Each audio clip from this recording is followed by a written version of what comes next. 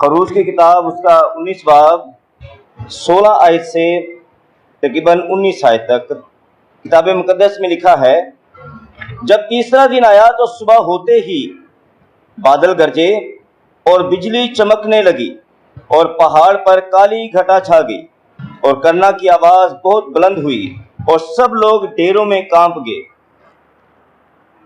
और मूसा लोगों को खैमागाह से बाहर लाया कि खुदा से मिलाए, और वो पहाड़ से नीचे आ खड़े हुए और कोहे सीना ऊपर से नीचे तक धुएं से भर गया, क्योंकि खुदाउन शोला में होकर उस पर उतरा और धुआं तनूर के धुएं की तरह ऊपर को उठ रहा था और वो सारा पहाड़ जोर से हिल रहा था। और जब करना की आवाज नहायत ही बुलंद होती गई तो मूसा बोलने लगा और खुदाउन ने आवाज के जरिए से उसे जवाब दिया। और खुदाउन कोहे सीना की चोटी पर उतरा और खुदाउन ने पहाड़ की चोटी पर मूसा को बुलाया तो मूसा ऊपर चढ़ गया। आमीन, हालेलुया। इसके साथ ही मैं 20 बाब की 18वीं आयत से आपके लिए पढ़ूंगा। यहाँ लिखा है, और सब लोगों ने बादल गरजते और बिजली चमकते और करना की आवाज होते और पहाड़ से धुआं उड़ते देखा। और जब लोगों ने ये देखा तो कांप उठे और दूर खड़े हो गए और मूसा से कहने लगे कि तू ही हमसे बातें किया कर और हम सुन लिया करेंगे, क्योंकि खुदा हमसे बातें ना करे, का ना हो कि हम मर जाएं। आमीन। कलामे खुदा में हम जानते हैं कि आज ईद पेंतीकोस का दिन है और ईद पेंतीकोस के हवाला से ही बात होगी। हम में से सब ये जानते हैं कि ईद पेंतीकोस दरअसल वो दिन है कि जिस दिन रूहुल कुद्स शागिर्दों पर नाजिल हुआ। यीशु मसीह के कुर्बान होने, बल्कि मुर्दों में से जी उठने से लेकर ईद पेंतीकोस के दिन तक 50वां दिन बनता है। और खुदा ने बनी इस्राएल से कहा था कि पूले हलाने की ईद से लेकर तुम 7 हफ्ते गिन लेना, यानी कि 49 दिन गिन लेना, और फिर 50वें दिन तुमने एक ईद करनी है और वो ईद नजर की पहली कुर्बानी की होगी, यानी कि नई नजर की कुर्बानी की होगी। और इसमें वो क्या करते थे, बहुत सारी कुर्बानियों के साथ खास जो चीज थी उसमें 2 खमीरे गर्दे खुदा के हुजूर में लाते थे। इससे पीछे जो 3 ईदें गुजरी थी, ईद फसा, बेखमीरी रोटियों की ईद और पहले फलों की ईद, इन अय्याम में खुदा ने मना किया था कि तुमने 8 दिन तक अपने खैमों के अंदर खमीर नहीं रखना, यानी कि खमीर गुनाह को जाहिर करता है और उन्हें कहा गया कि खमीर से दूर होकर तुमने ये ईदें मनानी है। पर जब चौथी ईद है तो चौथी ईद में खुदा ने इनसे रिक्वायरमेंट की कि तुमने मेरे हुजूर में 2 खमीरे गर्दे लेकर आने हैं, यानी कि खमीर के साथ आना है। पहली ईदों में बेखमीर आना है, इस ईद में खमीर के साथ आना है। और ये इस ईद की एक खास बात थी कि इसमें खमीरे गर्दे से मुराद है कि मिली जुले लोग, कुछ थोड़ी सी रास्तबाजी, कुछ थोड़ी सी नाराजगी, यानी कि कच्चे पक्के रास्तबाजी में। और आज के दिन हम देखते हैं कि जब खुदा ने रूहुल कुद्स को नाजिल किया तो यहाँ पर सारे ही रास्तबाज लोग नहीं हैं, ये वो लोग हैं जिन्हें आज खुदा रास्तबाज कर रहा है। यानी कि ईद पेंतीकोस का जो दौरे कदीम में पैगाम है वो ये है कि खुदा अपने लोगों को कबूल करेगा, वो जैसे भी होंगे खुदा उन्हें कबूल करेगा, और जब खुदा किसी को कबूल करता है तो वो उन्हें पाक ठहराता है।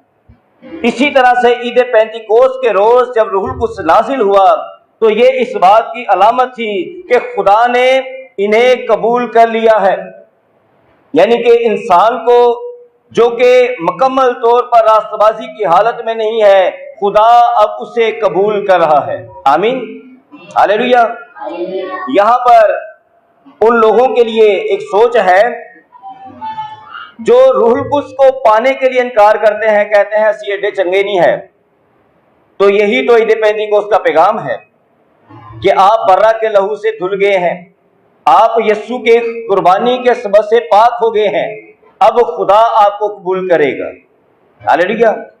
जब हम बर्रा के लहू से धुल जाते हैं तो फिर खुदा हम पर अपने बर्रा का लहू देखता है, हम उसे अपने बेटे मालूम होते हैं, ना कि हम बजाते खुद कोई चीज है, हम पर खुदा की रास्तबाजी होती है और हम पर रूहुल कुद्स का नज़ूल फिर पक्का हो जाता है और कोई चीज हमें रोक नहीं सकती कि हम पाकू से ना भरें, क्योंकि हम अब अपनी रास्ते से नहीं बल्कि यस्सु की रास्ते से पाक हो जाते हैं। हालेलुया। अच्छा, ईद पेंतीकोस्त में जो पुराने अहदनामा में ईद मनाई जाती थी उसमें एक और भी चीज थी कि वो जो नई फसल होती थी, गर्मियों की नई फसल, उसका पहला पूला जो है वो खुदा के हुजूर में लाते थे या पहला फल खुदा के हुजूर में लाते थे और इसे कहते हैं पहली नजर की कुर्बानियां। नई फसल की कटाई करके खुदा के हुजूर में अपने फल लेकर आते थे और जब पूरी फसल काट दी जाती थी उसके बाद फिर खुदा के हुजूर में वो जो है वो फल लेकर आते थे, अपनी फसल का हासिल लेकर आते थे। यहाँ पर कलीसिया के लिए पैगाम है कि दरअसल कलीसिया ही पेंतीकोस्त का वो पहला फल है, कलीसिया ही पेंतीकोस्त की उस फसल का पहला फल है जो खुदा के हुजूर में खुदा पेश किया गया और खुदा ने रूहुल कुद्स को नाजिल करके इसे कबूल किया और उसके बाद तब से लेकर अब तक कलीसिया की फसल काटी जा रही है और खुदा के खत्ता में जमा की जा रही है और वक्त जल्द आने वाला है कि जब आखिरी पूला भी काटा जाएगा और फिर खुदा के हुजूर से एक बड़ी ईद का, एक और ईद का ऐलान होगा और उसे कहते हैं नरसिंहों की ईद। बहरहाल ईद पेंतीकोस्त के रोज हम देखते हैं कि आसमान से आग नाजिल हुई और ये आग उसी वादा के मुताबिक थी जो यूहन्ना बपतिस्मा देने वाले ने यीशु मसीह को बपतिस्मा देते वक्त ये बातें कही थी कि मैं तो तुम्हें पानी से बपतिस्मा देता हूं, मगर मेरे बाद एक शख्स ऐसा आता है, मैं उसकी जूतियों का तस्मा खोलने के लायक नहीं, वो तुम्हें रूहुल कुद्स और आग से बपतिस्मा देगा। जब यीशु मसीह आसमान पर जाने लगे तो उन्होंने यूहन्ना बपतिस्मा देने वाले की यही बात दोबारा अमाल की किताब उसके पहले बाब में दोहराई कि जैसा यूहन्ना बपतिस्मा देने वाले ने कहा था, तुम जल्द रूहुल कुद्स से बपतिस्मा पाने को हो और यरूशलेम में ठहरे रहना और यहां से हरगिज ना जाना जब तक तुम्हें कुव्वत का लिबास ना मिल जाए। आमीन। यानी कि जो वादे खुदा ने किए हैं, जो उसके नबियों ने किए हैं, वो सारे के सारे वादे ईद पेंतीकोस्त के रोज बड़ी कुदरत के साथ जाहिर हुए और ये इस बात की तस्दीक है कि खुदा का कलाम सच्चा है, खुदा के नबी सच्चे हैं, वो झूठ नहीं बोलते। Hallelujah, hallelujah, hallelujah. तो यीशु मसीह ने भी वही वादा किया, यूहन्ना ने भी वही वादा किया और पाकुर नाजिल हुआ तो सब कुछ वैसा ही हुआ जैसा कहा गया था कि पाकुर तुम पर नाजिल होगा। और ये सारे के सारे घर में जमा थे और उस रोज लिखा गया है कि आसमान से आग बरसी। और ये कौन सा दिन था? कौन सा दिन था? ईद पेंतीकोस्त। अच्छा, बहुत सारे लोगों के गुमान में यह है कि शायद जिस दिन पाकुर नाजिल हुआ उसी दिन से ईद पेंतीकोस्त का आगाज हुआ। तो मैं आपको यही बताने की कोशिश कर रहा हूं कि ईद पेंतीकोस्त खुदा ने शरीयत के अंदर अपने बनी इस्राएल कौम को दी थी और ये तकरीबन 1400 सालों से ये मसलसल ये ईद मना रहे थे। ये एक पुरानी रवायत के तौर पर ये ईद मनाई जा रही थी और इस रोज ईद का दिन था, इसलिए ये सारे जमा थे। और फिर वहां लिखा है ना कि 16 जुबानें बोलने वाले भी वहां पर मौजूद थे। तो दरअसल ये 16 ज़ुबानें बोलने वाले यहूदी थे, सारे के सारे, जो दुनिया के मुख्तलिफ इलाकों में रहते थे, मुल्कों में रहते थे, और ये ईद मनाने के लिए खुदा का हुक्म मानते हुए यरूशलेम में आते थे साल में 3 बार। एक बार ईद फसह के लिए, एक बार पेंतिकोस्त की ईद के लिए, और फिर तीसरी बार ईद क़याम के लिए। खुदा ने हुक्म दिया था कि तुमने यहाँ पर हाजिर होना है। तो ये जिस दिन रूहुल कुद्स नाजिल हुआ था, दरअसल इस रोज ये सारे के सारे दुनिया से यहूदी जमा हुए थे जो मुख्तलिफ ज़ुबानें बोलने वाले थे। बहुत सारे लोग समझते हैं कि शायद वो कोई अलग अलग मुल्कों के अलग अलग कौमों के लोग थे। अलग अलग कौमों के नहीं, आप गौर से पढ़िए, वहां लिखा है कि दुनिया के हर इलाका से यहूदी वहां पर मौजूद थे। यहूदी क्या कर रहे थे? यहूदी ईद मनाने आए थे, अपनी ईद मनाने के लिए। तो जब रूहुल कुद्स नाजिल हुआ तो उन्होंने अपनी अपनी जुबान में खुदा के बड़े बड़े कामों का बयान सुना कि खुदा ने कैसे अजीब और बड़े बड़े काम किए। हालेलुया। इस रोज जिस रोज आग नाजिल हुई आसमान से जुबानों की सूरत में, मैं आपको यह बताना चाह रहा हूं कि ये आग इससे पहले भी नाजिल, ये आग इससे पहले भी उतरी, और ईद पेंतिकोस्त ही का दिन था। हमने ये जो हवाला पढ़ा खरूज की किताब का, कि जब खुदा ने बनी इस्राइल को अपनी शरीयत अता की, जब खुदा ने 10 अहकाम दिए और अपने लोगों को कोहे सीना पहाड़ के करीब आने के लिए कहा, तो उस रोज सारे के सारे ये कोहे सीना पहाड़ के गिर्द जमा हुए, और लिखा है कि खुदा शोला में से होकर जाहिर हुआ, और पूरे का पूरा पहाड़ नीचे से लेकर ऊपर तक क्या धुएं से भर गया। और ये 2 बार लिखा है कि पूरे का पूरा पहाड़ धुएं से भर गया। सिचुएशन वहां पर यह थी कि पूरे का पूरा पहाड़ जो है वो आग से भर गया था, वो आग के शोला के समा हो गया था, पूरा पहाड़ जल रहा था। और लिखा है कि कोहे सीना पहाड़ जोर जोर से हिल रहा था, और लोग ये सारा मंजर देखकर डरने लगे। और इस पहाड़ पर आग उतरी, उस रोज पहाड़ पर आग उतरी, और जब आग उतरी तो फिर खुदा ने आग में से होकर कलाम किया, और वो कलाम भी आग ही का कलाम किया। लिखा है कि खुदा ने मूसा को जो तख्तियां दी वो अपनी आछी उंगली से अपने हाथ से लिख कर दी, और उन्हें आछी शरीयत कहा जाता है। हालेलुया। यानी कि वो आग से हुक्म लिखेंगे, आछी उंगली से लिखेंगे। और उस रोज भी खुदा ने जब कलाम किया तो आग उस रोज उतरी। उस रोज जब खुदा ने कलाम लिख कर दिया तो आग के जरिया से लिख कर दिया। उस रोज पूरे का पूरा पहाड़ जो है वो आग की लपटों में था। हालेलुया। और मजे की बात यह है कि वो ईद पेंतिकोस्त का दिन था। हालेलुया। तो इसलिए कहा जाता है कि ये जो ईद पेंतिकोस्त का दिन है, दरअसल ये आग का दिन है। उस रोज खुदा पहाड़ पर उतरा आग की सूरत में, और फिर ईद पेंतिकोस्त के रोज अमाल की किताब में फिर से खुदा आग की सूरत ही में उतरा। हालेलुया। रूहुल कुद्स जब नाजिल हुआ तो वो आग की सूरत में नाजिल हुआ। ये कोई अचंबा नहीं है, कोई अजीब एकदम से कोई नई बात नहीं थी, बल्कि खुदा कई बार इससे पहले भी आग में से होकर कलाम करता रहा।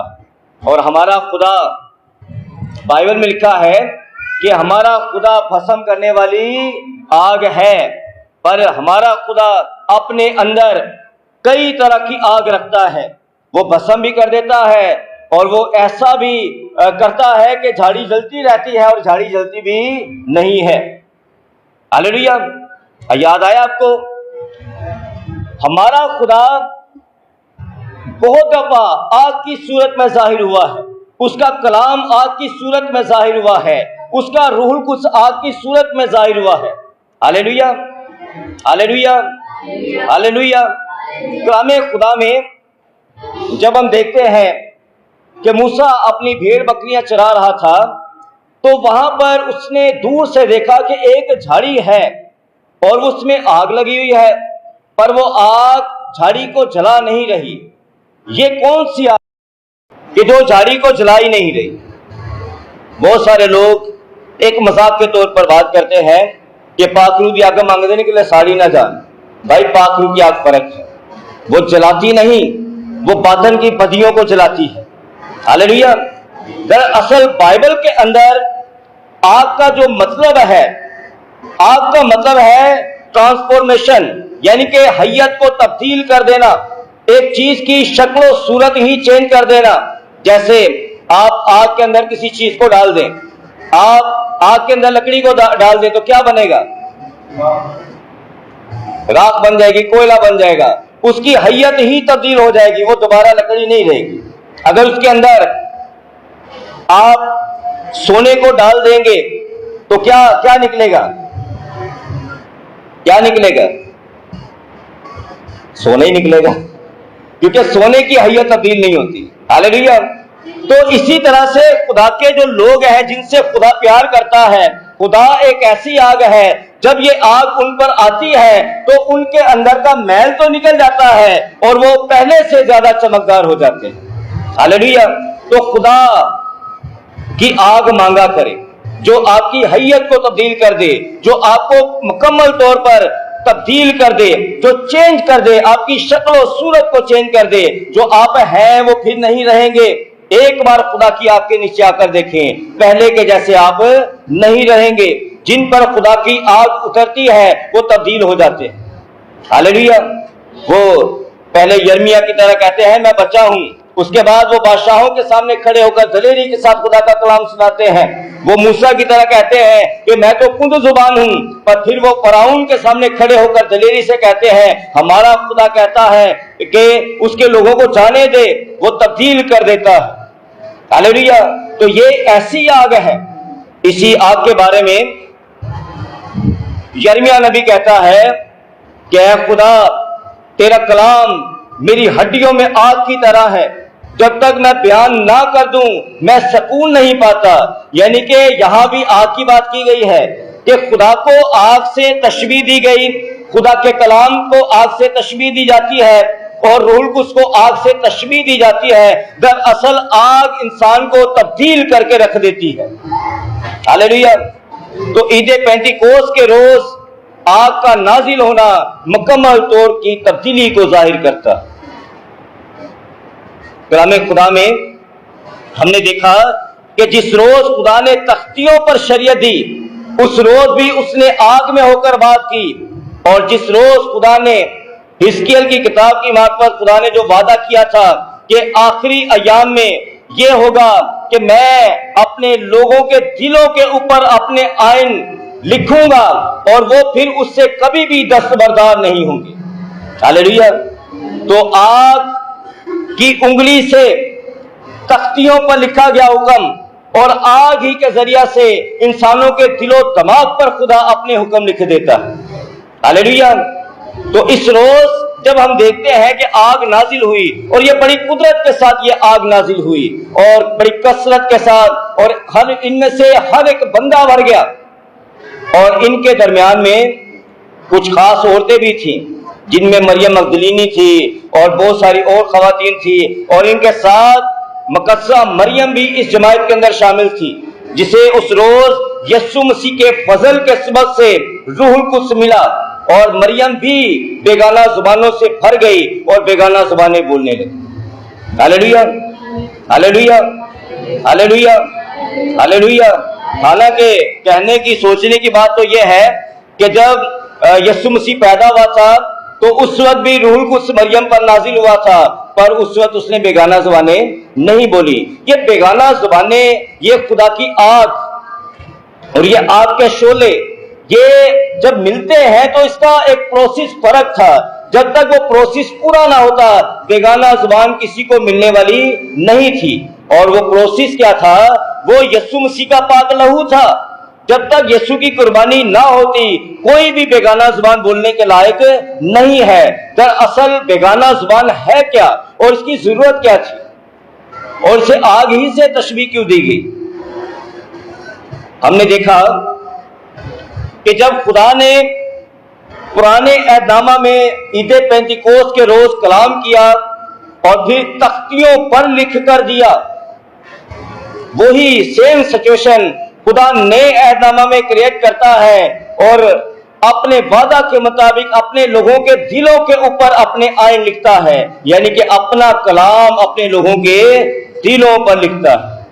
Hallelujah, hallelujah, hallelujah. अच्छा, यहां पर हमने देखा कि लिखा है कि ईद पेंतीकोस्त के रोज वो जमा थे और रूहुल कुद्स नाजिल हुआ और वहां पे सेम सिचुएशन थी।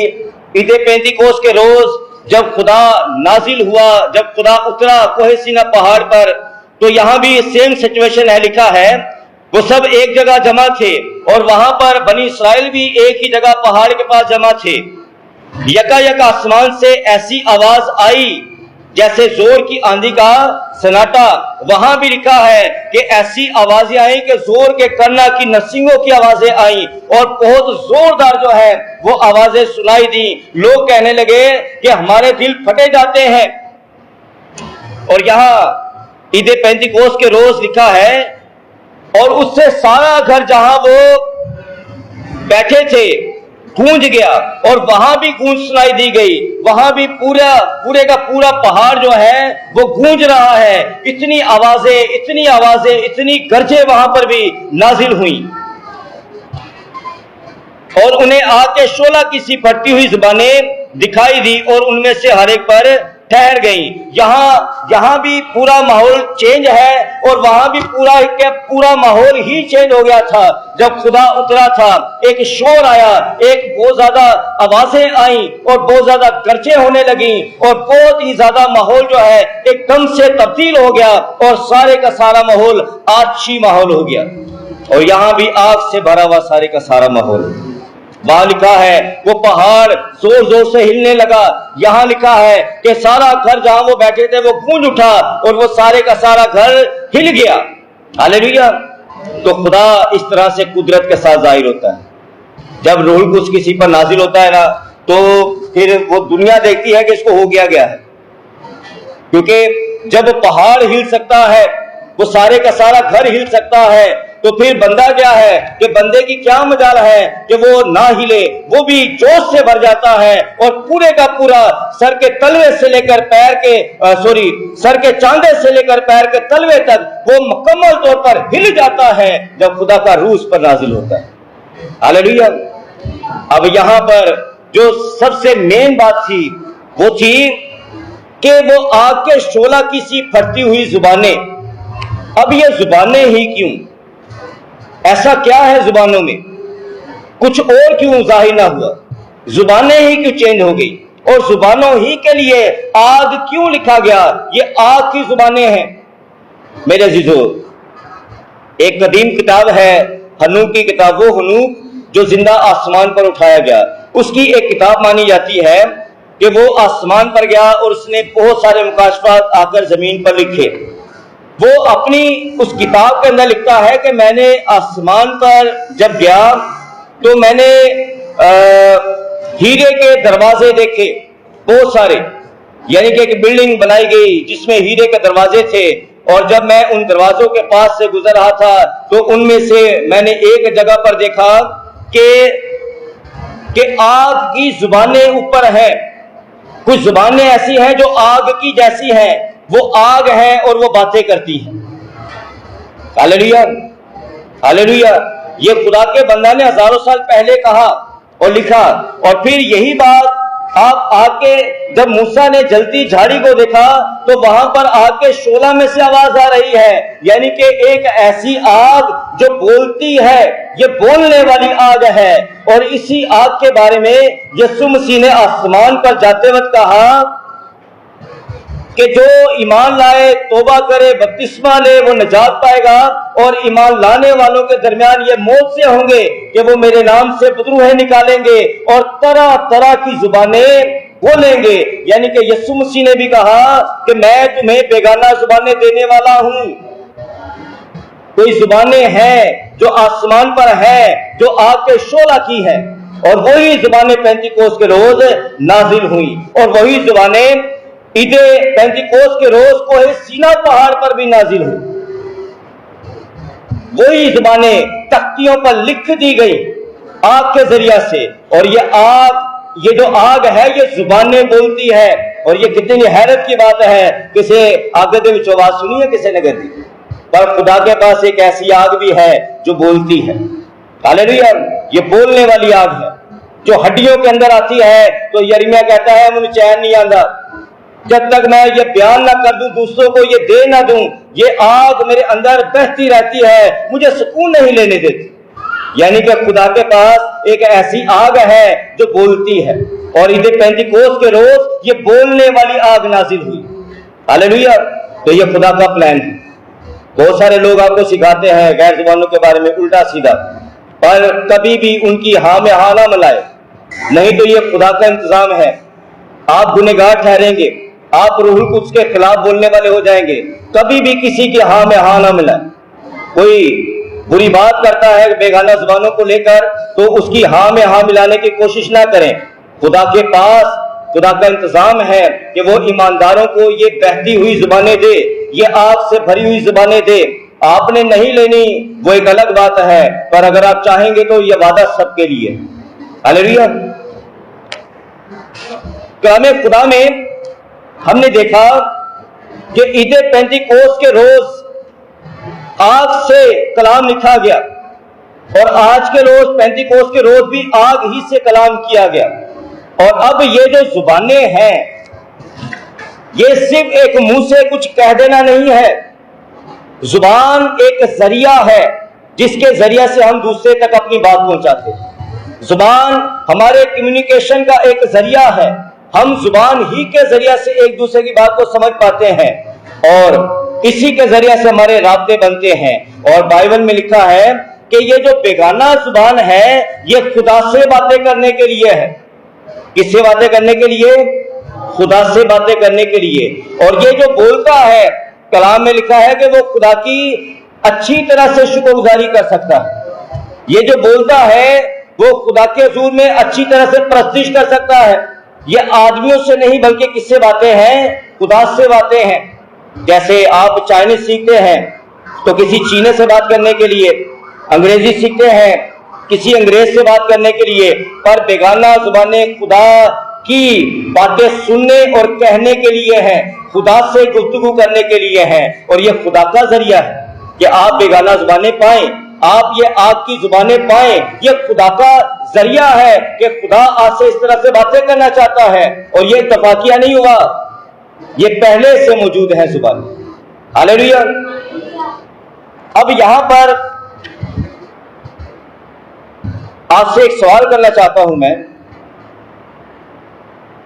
आप जब कुछ बोलते हैं तो वो आपकी मर्जी होती है या किसी और की मर्जी होती है? अपनी जुबान से जो बोलते हैं वो आपकी मर्जी से होता है या किसी और की मर्जी से? किसकी मर्जी से? हमारी मर्जी से होता है ना, हमारी मर्जी से होता है। भाई अगर मैंने सोचा है आज मैं जो है फलां शख्स के साथ जाकर कोई अलग किस्म की डील करूंगा अपने कारोबार के लिए, तो मेरी सोच है ना। अगर मुझे किसी का रिश्ता बनाना है, बिगाड़ना है, तो ये मेरी सोच है, मेरी सोच से ये बात है। जब आप स्कूल के अंदर जाते हैं वहां पर अलग अलग लेक्चर आपको मिलते हैं या असबाब मिलते हैं, तो लिटरेचर पढ़कर, लेक्चर सुनकर आप वो सब कुछ सीखते हैं जो उस लेक्चर या लिटरेचर का हिस्सा है, और वो सारी चीजें आपके दिमाग के अंदर जाती हैं। और फिर जब आप किसी से वो बात करते हैं उस किस्म की, तो वो सारा मुआद आपके अंदर से निकलना शुरू होता है और वो सारा इल्म बाहर आ जाता है। तो ये दुनिया के अंदर हमारे जुबान पर जो कुछ भी आता है या हमारी मर्जी से है या जो हमने सीखा है उससे आता है। और ये सब कुछ कहां से आता है? हमारे दिमाग से। कहां से आता है? नहीं समझ रहे, कहां से आता है? आप जो भी बोलते हैं पहले यहां आता है। मैंने क्या बात करनी है, क्या कहना है, क्या पहनना है, क्या करना है, सब कुछ पहले यहां आता है और फिर जुबान पर आता है। तो ये जो बेगाना जुबानें हैं ना, ये सिर्फ जुबान नहीं है, ये दरअसल आपके जहन के ऊपर खुदाए पाकरू का कंट्रोल है। हालेलुया। अब बात समझे, क्या आप नहीं चाहते कि आपका जो कंट्रोल है पूरे का पूरा वो खुदा के हाथों में जाए? आप नहीं चाहते कि खुदा आप पर बादशाहत करे? आप नहीं चाहते कि आपका सोचना समझना खुदा की तरह से हो? और ये एक जरिया है बेगाना जुबानें। जब बेगाना जुबानें मिलती हैं तो यहाँ पर कंट्रोल करता है पाखरू। जब यहाँ पर कंट्रोल करता है तो फिर मुंह से वो निकलता है जो यहाँ पर भरा जाता है। जो खुदा यहाँ पर फीड करता है वो जुबान से निकलता है। ये कोई दुनिया की जुबानें नहीं, ये आसमानी जुबानें हैं।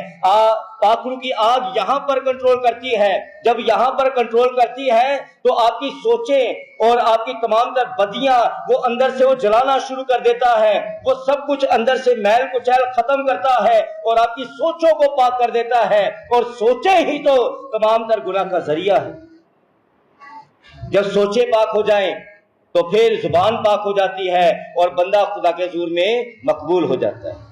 हालेलुया। तो ये जुबानों पर आग, ये दरअसल दिमागों पर आग है। ये जुबानों पर रूल कुछ का कंट्रोल, ये दिमाग पर रूल कुछ का कंट्रोल है। ये जुबान के ऊपर जो बेगाना जुबान आती है, पीछे खुदा का कलाम सोर्स कर रहा होता है, खुदा का कलाम उतर रहा होता है। और आपने देखा नहीं, लिखा है कि वो बेगाना जुबानें बोलने लगे और बड़े बड़े खुदा के कामों का बयान करने लगे। यानी कि खुदा की बेगाना जुबानें जो लोग बोलते हैं वो एक अलग जुबान के अंदर खुदा के बड़े बड़े कामों का बयान कर रहे हैं। हालेलुया। तो मैंने पादरियों को देखा, जो पादरी बेगाना जुबानें ना बोलते, वो अलग अलग किस्म की जो है वो नकलें उतारते हैं। एक हमारे साथ ही एक शख्स बैठा हुआ था पीआरडीसी पर, तो वो कह रहा है वो किसी एल्डर साहब की नकल उतार रहे थे कि वो बस आ गए तो उन्होंने लाका बाका शाका शाका करना शुरू कर दिया। तो ये नकलें करना, ये उनको नहीं पता कि ये कितना बड़ा अजाब है, ये क्या कर क्या रहे हैं।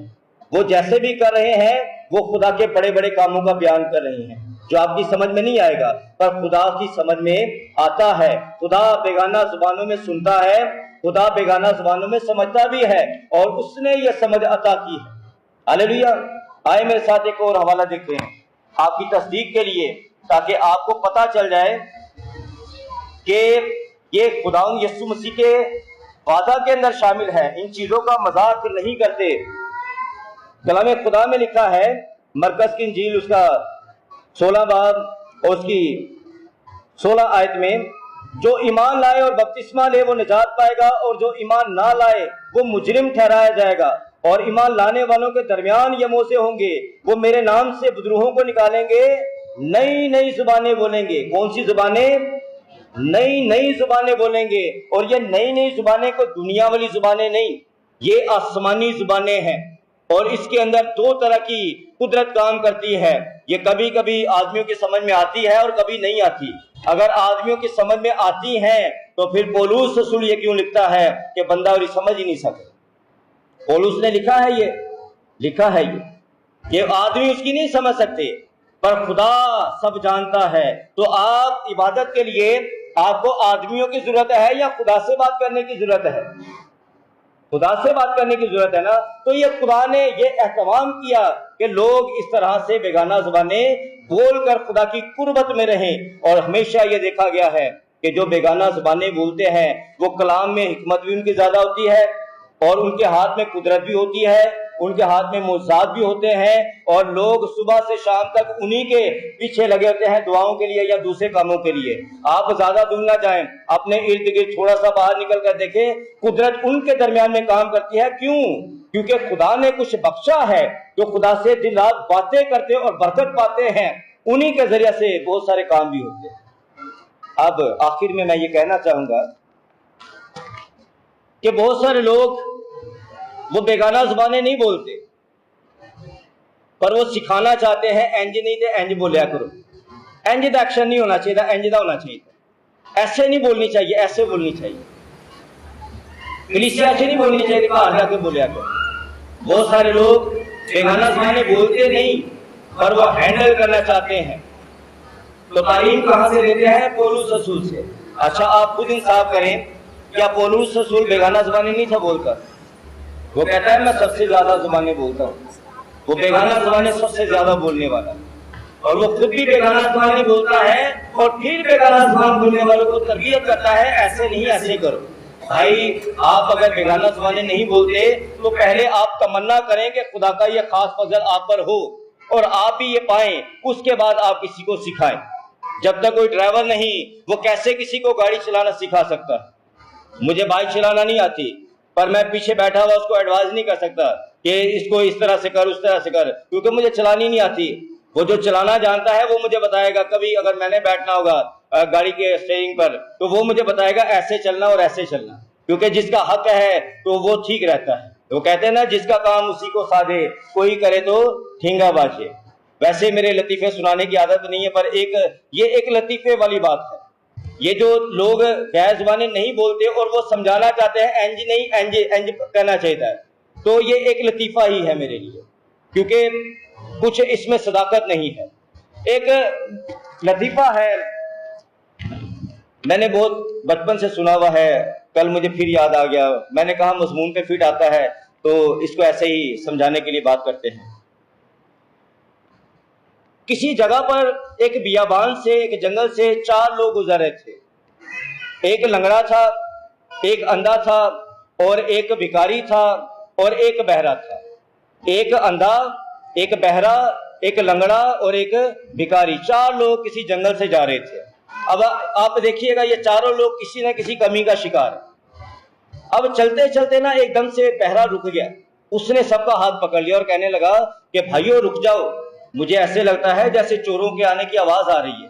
अच्छा, बहरा कह रहा है कि मुझे चोरों के आने की आवाज आ रही है। तो फिर फौरन से अंधा कहता है, अरे भाई तुझे तो चोरों के आने की आवाज सुनाई दे रही है, मुझे तो चोर दिखाई भी दे रहे हैं। अंधा कह रहा है मुझे चोर दिखाई दे रहे हैं। अब वहां पर लंगड़ा है, लंगड़ा उनको एडवाइस कर रहा है कि चलो चलो जल्दी जल्दी भाग चलें, जिनको पजानी जाना हो कहना है छती छती पा चलो। और उसके बाद भिखारी उनसे कहता है कि जल्दी करो नहीं तो मैं लुट जाऊंगा। तो यहां पर भी ऐसा ही हाल है कि जिन्हें को कुछ नहीं ना उन बाता लुटन का खतरा है। और भाई पहले पा तो लो, तुम पहले ले तो लो। तुम तो इस मामला में भिखारी हो, तुम्हारे पास कुछ नहीं है, तुम्हें किस चीज के खोने का डर? पहले पालो, उसके बाद दूसरों को समझाओ, अपनी कमियां दूर करो, वरना लतीफा जो है वो बने रहेंगे। और रूहानी लोगों के दरमियान में ये एक लतीफे की हैसियत है कि जो नहीं बोलता वो इसको कंट्रोल करने की कोशिश करता है। हालांकि बात नसीहत की यहाँ पर यह है कि अपनी कमजोरियों को दूर करने की कोशिश करें। हम मांगे खुदा से, खुदा हमें देगा, खुदा सबको देता है। खुदा ने यहाँ देखे 120 की जमात थी, सबको बेगाना ज़बानें दे दी। फिर उसके बाद कुरनेलियस के घर में गए, वो सारे के सारे गैर कौम थे, अभी उनका ना खतना हुआ, ना वो खुदा के बारे में इतना जानते हैं। और जैसे ही कलाम किया गया वो सारे के सारे पाखरू से भर गए, एक भी खाली ना रहा। उसके बाद एक और जगह है सामरिया के इलाका के अंदर, वहां पर खुदा के शागिर्द गए तो उन्होंने वहां पर भी लोगों पर हाथ रखे, उन्हें भी पाखरू का बपतिस्मा हुआ। फिर इस्सस के इलाका में गए, वहां पर भी उन्होंने लोगों पर हाथ रखे और वो सब बेगाना जुबानें बोलने लगे।